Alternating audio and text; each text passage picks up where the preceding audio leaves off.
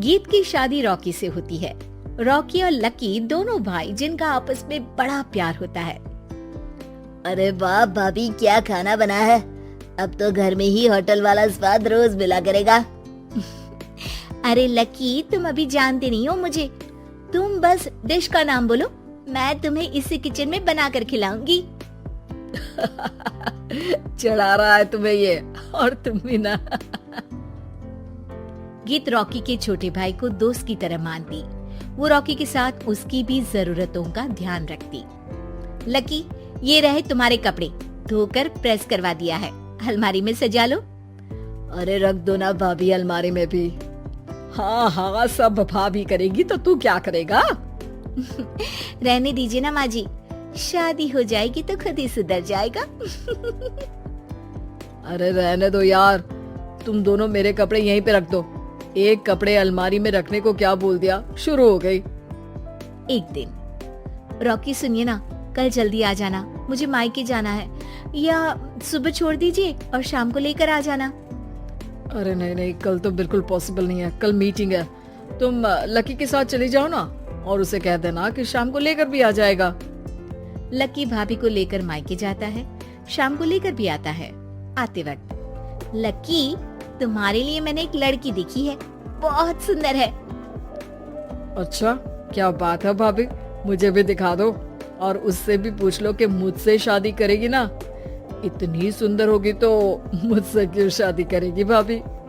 अरे वाह, क्या बुराई है तुम में, इतने अच्छे हो दिखने में। हाँ, बस अपने भैया से थोड़ा कम हो।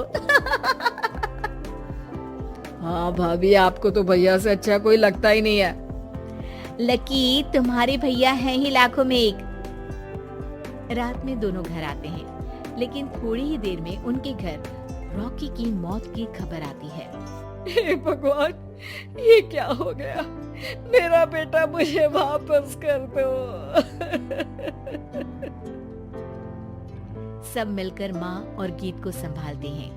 एक दिन, गीत बेटा, अब तो रॉकी रहा नहीं, तू देख ले अगर मायके जाना हो तो।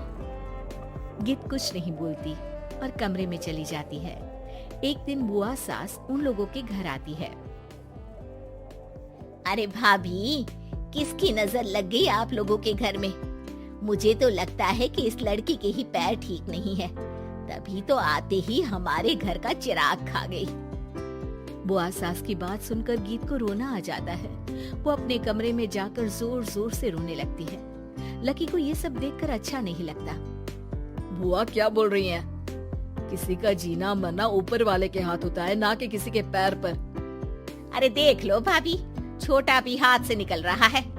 ऐसा ना हो कि ये लड़की सबको आपके खिलाफ कर दे। तभी वहाँ गीत चाय लेकर आती है। लीजिए बुआ जी, चाय पी लीजिए। बुआ तो घर से चली जाती है, लेकिन सास के मन में गीत को लेकर नेगेटिव विचार भर जाते हैं। अब देख गीता, बहुत हुआ, यहाँ रहकर भी कुछ नहीं होगा। अच्छा होगा कि अपने मम्मी पापा को बोल के तुझे यहाँ से लेकर जाए। और गीत अपने मायके चली जाती है, जहाँ आस पड़ोस के लोग कहते हैं, अरे रे, बेचारी की शादी के 2 साल ही हुए थे, लेकिन पति नहीं रहा। सास ने भी घर से निकाल दिया। देखो भाई भाभी कब तक साथ रखते हैं। और शादी करा देनी चाहिए इसकी, तो उम्र ही क्या है इसकी। हाँ, लेकिन करेगा कौन?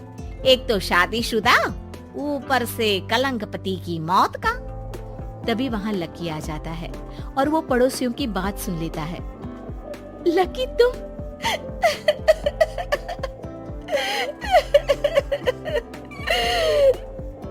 भाभी, ये जमाना आपको जीने नहीं देगा, लेकिन आप चिंता मत करना, मैं आपको आपके हिस्से की सारी खुशियां दूंगा। लीजिए, माँ ने आपका ये बैग भेजा है, इसमें आपके जरूरी सामान है जो वहीं रह गए थे। लकी देखता है कि गीत को ससुराल से लेकर मायके तक हर जगह सिर्फ ताने ही सुनने पड़ते हैं। वो सीधे अपनी माँ के पास जाता है। माँ, एक बात सुनो, ये कहाँ का न्याय है? एक लड़की जो छोटी सी उम्र में अपना पति खो चुकी है, वो अब दुनिया के ताने भी झेल रही है। यार, ये तो गलत है ना माँ। हमें भाभी का सपोर्ट करना चाहिए। क्या भैया होते तो भाभी को ऐसा देखकर दुखी नहीं होते? अरे देख लकी, ये समाज ऐसा ही है, और भैया होते तो गीत की ये हालत होती ही नहीं।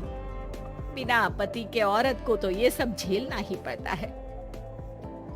लेकिन कोई तो जरिया होगा ना माँ, भाभी भी हमारे परिवार का हिस्सा है, हम कुछ तो कर सकते हैं ना उनके लिए।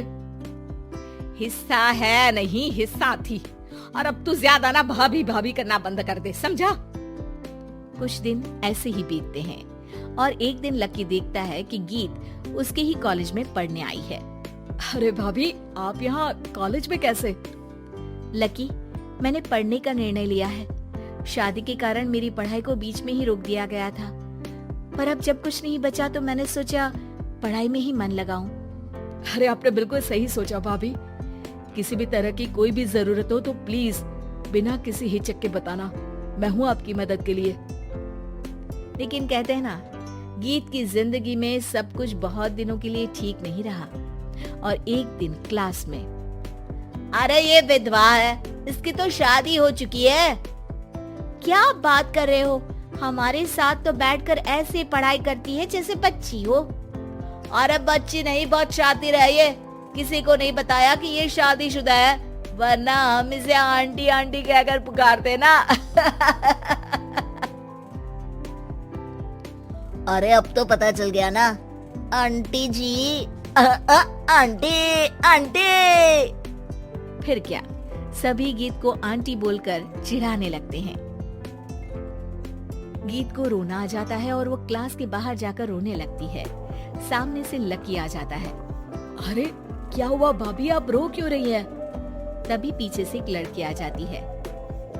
हे हैंडसम, इस औरत से ना दूर रहना, इसके प्यार में मत पड़ जाना, क्योंकि ये शादीशुदा है। हमारे साथ झूठ बोलकर हम जैसी ही रह रही थी।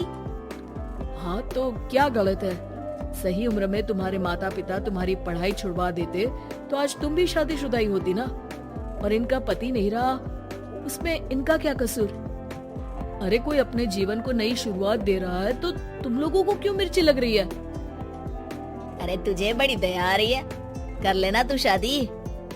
लकी तब तो कुछ नहीं बोलता, लेकिन ये बात उसके मन में घर कर जाती है। और फिर एक दिन, माँ, मैं गीत से शादी करना चाहता हूँ। अरे क्या बक रहा है बेटा, तेरा भाई तो खा गई वो, अब मैं अपना दूसरा लड़का नहीं खो सकती। नहीं माँ, मैं गीत को यूं परेशान नहीं देख सकता। उसका कॉलेज में भी लोगों ने जीना मुहाल कर रखा है। मैं उनसे शादी कर उन्हें फिर से इस घर की बहू बनाऊंगा। तुम मानती हो तो ठीक है, नहीं तो मैं घर छोड़कर चला जाऊंगा। अरे मुझे मंजूर है बेटा। लकी माँ के साथ गीत के घर जाता है और उसका हाथ मांगता है। घर वाले मान जाते हैं। थोड़े से इनकार के बाद गीत भी लकी से शादी करने को मान जाती है। उम्मीद है कि आपको हमारी ये कहानी पसंद आई होगी। कृपया हमारे चैनल को सब्सक्राइब करें और सभी अपडेट्स के लिए बेल आइकन जरूर क्लिक करें। और हाँ, वीडियो लाइक और शेयर करना मत भूलिएगा। Bye bye.